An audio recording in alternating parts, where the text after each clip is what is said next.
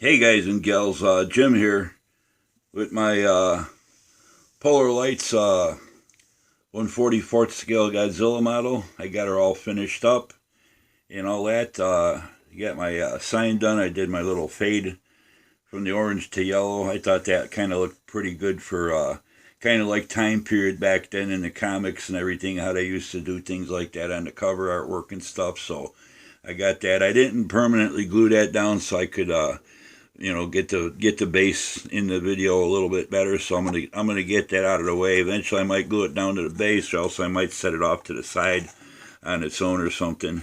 But on the base, I just used a couple different shades of grays I had, Model Master rattle cans, and that, and then I gave it a black wash. I did some of the steel, painted some of the steel beams on there with just aluminum, railroad tracks. I highlighted with aluminum, and then there's like the ties and the ballast along them, like you see on regular rail tracks. I just used pastels, brown pastel chalk, and dusted over everything to give it that look of a real railroad, main line going through. The railroad cars, I just did them aluminum. I did a real dark gray roof on them to give them some contrast. Give the windows a wash to give them a contrast. Weathered them up with some rust on the undercarriage and stuff like that. Same with the smaller ones that he's holding and that. And the rest of my base, I just did some chalk, some different earth tones like tans and browns and different shades of tans and browns to give the rock work. It's like broken up concrete actually, so I wanted to give it to look like broken up stone and everything. So other than that, with the black wash on there, there's little areas where they got the like brickwork and stuff, parts of the buildings. It'll focus eventually. But anyway, I did those with the light gray, and that, and then I dry brushed the brickwork over them, so you got that brick and mortar look like that. And the same on that building down there. I did the same thing. The buildings, I just used a real light gray, and then I weathered them up with some pastels and everything. On the side, there's one of those little boxes on each corner of the building. I'm taking it was maybe some type of like a sign that lit up or something. So I kind of did some aluminum and copper with my highlight markers to make it look like wiring, conduit and stuff like that. So I thought that turned out pretty neat. The other building, just basically the same thing, gray.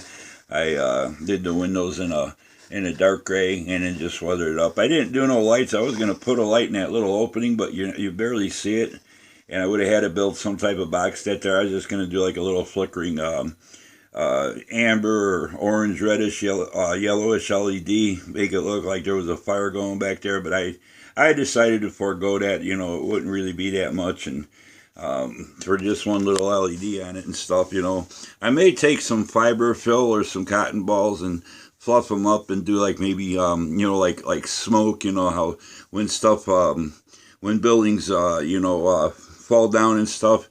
All the debris, like the big dust clouds, something like that. I may do something like that in the back eventually, just to make it look a little bit something like behind those buildings, like they just got toppled over and stuff like that. But anyway, that's the base and stuff. You can see the different shades of tans back there. There's some other details I picked out, that parts of broken pieces of buildings that are molded into the base. The tank, I just did it, just a drab green, and I weathered it up some with some black and some rust color chalks and stuff. And the same with the tank tracks. I did them in a real dark gray, almost a black. And then for all the wheels, the rollers and everything, I did a little bit of rust work on them and stuff, so make it look like it's used and all that. So it's a pretty cool little representation of a tank and stuff. So it's not too bad. And then Godzilla, you guys have seen him and everything, so we're not going to spend too much time. But he's all finished up, and like I said, I did a previous video how I painted him with the tan, the khaki tan, and then the misted the black over it, so it's got a little bit of the brownish, the tan shown through, so it's like what I read about the Godzillas, all of them are basically like a charcoal black with maybe a little brownish cast to them and stuff. And I airbrushed all those. I'm gonna take these out. These aren't glued in, these railroad cars yet, because they don't, they look cool and everything. I might just, I'm just gonna leave them off for the time being. I think I like them better without holding on to things and stuff. That's just my opinion. But they don't fit in there real good, and you really have to glue them in and stuff like that. So I don't want to put nothing in his mouth, because I did, paint up his mouth to look pretty cool, and then gave it a gloss to look like, inside of a mouth is usually wet and shiny and stuff. So I'm going to take it before I spin around so they don't topple and get lost. But, I got the whole airbrushing deal and everything done on his, his spines and stuff, the spikes, whatever you want to call them. And I did go over the tops of all of them all the way to the tip of the tail, and kind of faded as I went along, where everything kind of disappears and blends in at the tip of the tail. I did a couple pieces.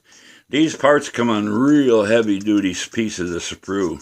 I mean, they're almost a 1/4 inch to 3/8 thick sprues. I did put a couple extra pins drilled through the base in his feet, because the bottom of his feet, the 2 little pins that locate in his base, by the time you glued them everything and the styrene softened up, they were about ready to break off. So I wanted to make sure that he was pretty much set on the base and it's pretty sturdy and everything. But that's pretty much my Polar Lights 1/44 scale Godzilla. You can see all up and down his back and everything. There goes his tail. And this is a monster of a model kit and everything. And so, but there you can pick out some of the shades, the tan showing through the black and everything. And I think it looks a lot nicer, that way, instead of just a solid black and everything. So, but does make for a nice model. Here you can see the work I did on the tracks, what I was talking about with the brown chalk, the pastels and everything. And like I said, before I did all the chalk work, I gave the entire base a wash of black.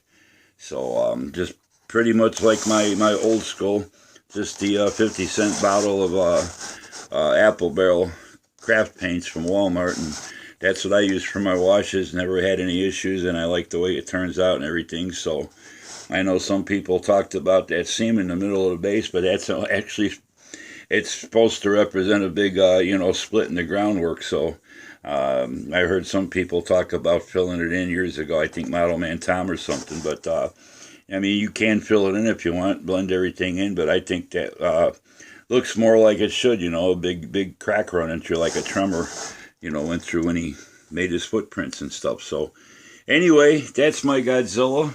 I like the way it came out. I hope you guys enjoyed it. Hope it inspires some other people to build this. I haven't seen but one other guy make this model yet. HP Guy's Workshop, and he did his a little bit differently in shades of green on the Godzilla and stuff. But that's my Godzilla. I tried to get him to look like the color that they call out and stuff in all the different films. They call out that basically he's the same color no matter what era the Godzilla was from. And this is actually a representation of the 1956 Godzilla when the movie hit the States and everything, and when they added Raymond Burr into it and stuff.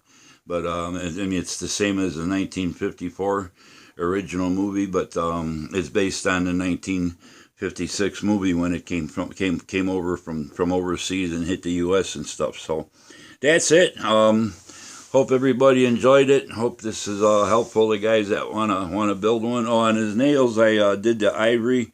Like I says, they were a little bit too standout, so I went over them with some tan pastel chalks to give them more like a bone color and everything, and I toned them down, and they don't pop as much as they did. And then I went over them with a gloss to make it, like they're a little shinier than his body, being a dull coat and stuff. So that's it, and thanks for subscribing. Thanks for watching. Thanks for leaving all the nice comments. Thanks for hitting the like button. And we'll talk to you guys soon. Till the next time, we'll be seeing you. Okay, take care and have a good one. Bye.